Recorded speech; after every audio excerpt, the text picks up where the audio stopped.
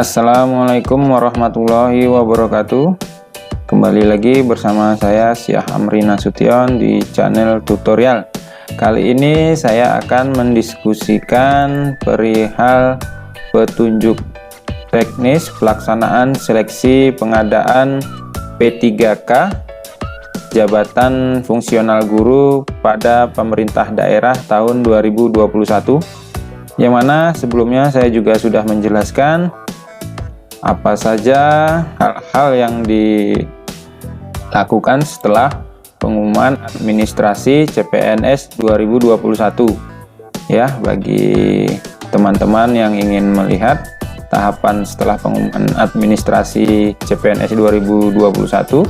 Bagi ASN dapat melihat video saya yang sebelumnya ya. Ini ada beberapa poin penting setelah ujian lulus administrasi.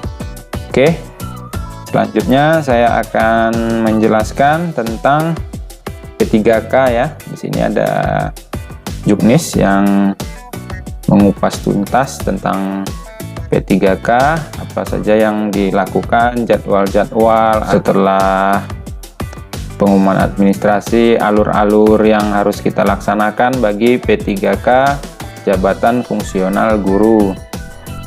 Nah, di sini untuk seleksi P3K jabatan fungsional guru terdiri dari dua tahap, yaitu seleksi administrasi dan seleksi kompetensi. Nah, kemarin kan sudah diumumkan seleksi administrasi.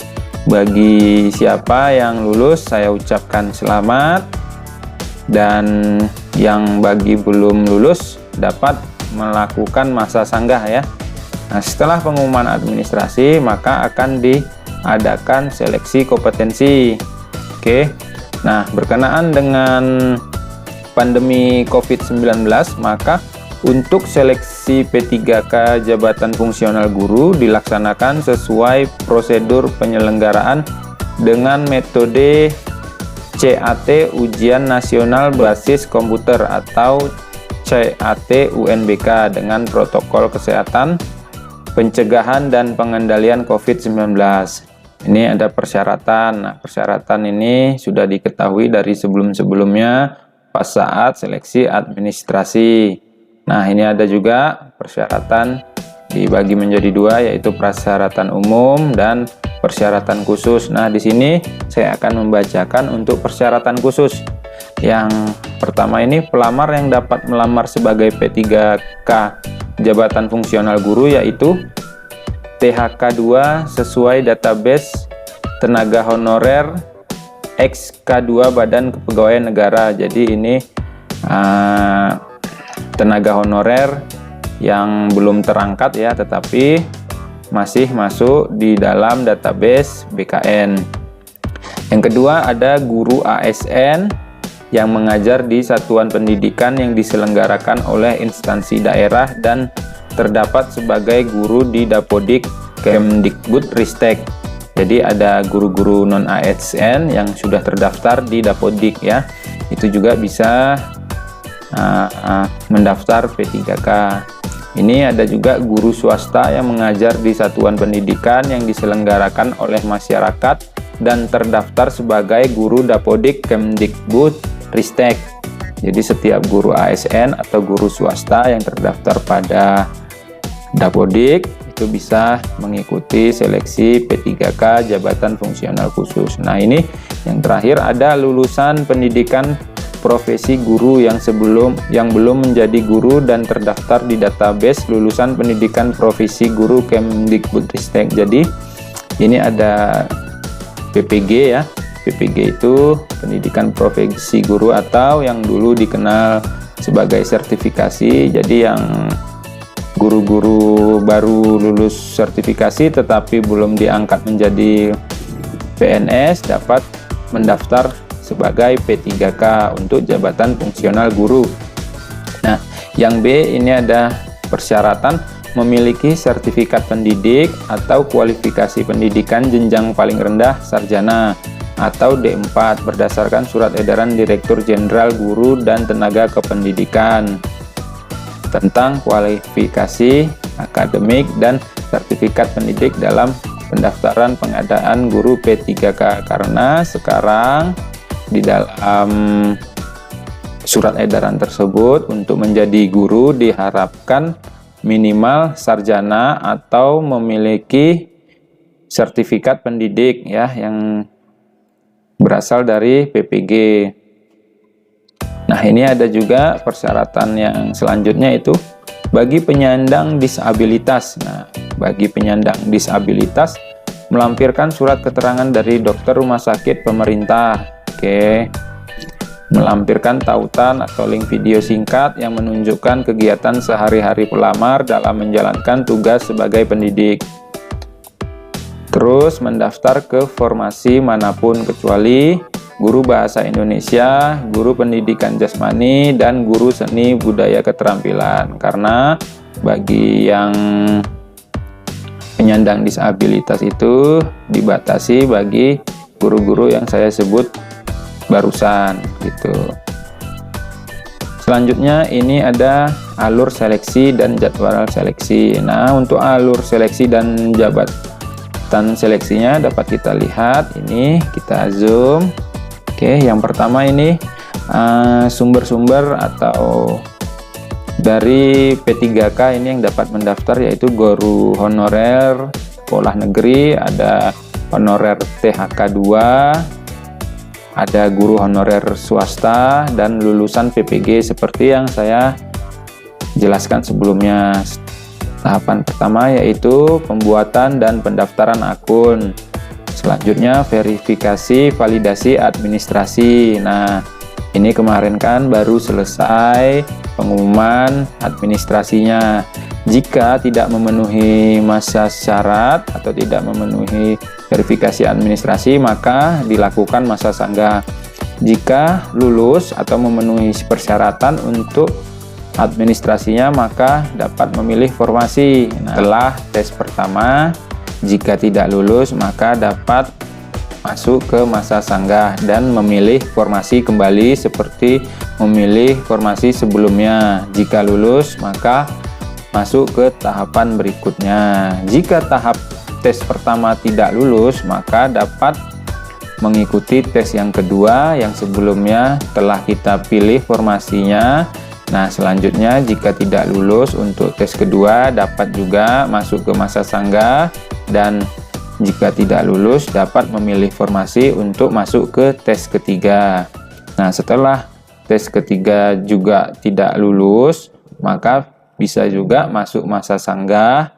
Nah, jika tidak lulus juga itu dapat dioptimalisasi formasi. Nah, optimalisasi formasi itu nanti dilakukan pemberkasan,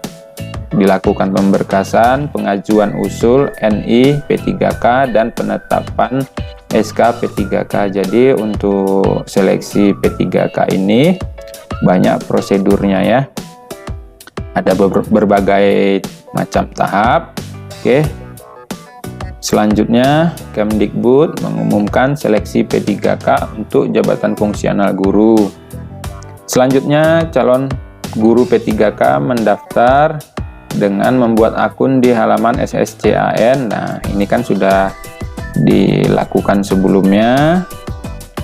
Oke, ini untuk kelanjutannya, apabila pelamar lolos seleksi dan validasi, maka akan lanjut dalam tahap seleksi kompetensi. Nah, sekarang nanti P3K untuk jabatan fungsional guru bersiap-siap untuk seleksi kompetensi. Nah, ini untuk seleksi kompetensinya terdiri atas seleksi kompetensi 1, seleksi kompetensi 2, dan seleksi kompetensi 3. Seleksi kompetensi 1, seleksi kompetensi 2, dan seleksi kompetensi 3 akan dijelaskan dalam bab 3 ini. Nanti di bawah akan saya jelaskan seleksinya dari kompetensi 1 hingga ke kompetensi 3. Oke, seperti yang sebelumnya saya telah jelaskan, calon P3K untuk jabatan fungsional guru yang tidak lolos seleksi kompetensi 1 dapat mengikuti seleksi kompetensi 2 dengan memilih formasi yang tersedia. Itu dengan catatan formasi yang belum terisi. Oke, nah di sini ada seleksi administrasi dan masa sanggah. Ini sekarang ini sudah masanya ya. Nah, untuk masa seleksi administrasi ini hal-hal yang diperiksa oleh panitia yaitu kesesuaian data dengan NIK, kesesuaian data kualifikasi akademik atau sertifikat pendidik dengan kebutuhan guru P3K. Selanjutnya pengecekan nomor ijazah dan jurusan program pendidikan profesi bagi pendaftar yang telah memiliki sertifikat pendidik. Verifikasi data pendaftar P3K untuk guru dilakukan melalui sinkron secara otomatis. Namun bagi ex-THK2 dan calon guru yang belum tervalidasi pada Dapodik, verifikasi dilakukan secara manual. Untuk seleksi administrasi bagi penyandang disabilitas, selain mencocokkan persyaratan juga untuk memastikan kesesuaian jabatan yang dilamar dengan jenis dan derajat kedisabilitasannya. Oke, untuk masa sanggah dan hasil seleksi dapat dibuka di halaman guru-p3k.kemdikbud.go.id atau halaman gtk.kemdikbud.go.id. Untuk pelamar yang dinyatakan tidak lolos seleksi administrasi dapat mengajukan sanggahan melalui sccasn.bkn.go.id menggunakan akun pendaftaran paling lama 3 hari sejak diumumkan. Oke.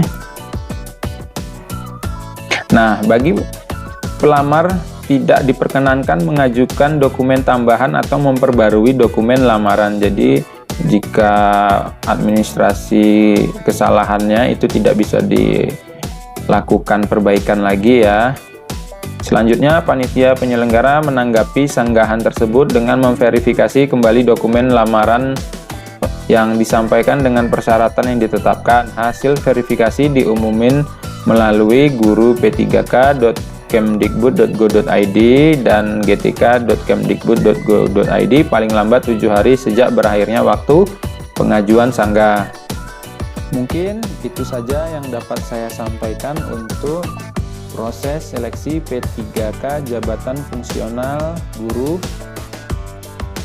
Jangan lupa like, comment, and subscribe. Assalamualaikum warahmatullahi wabarakatuh.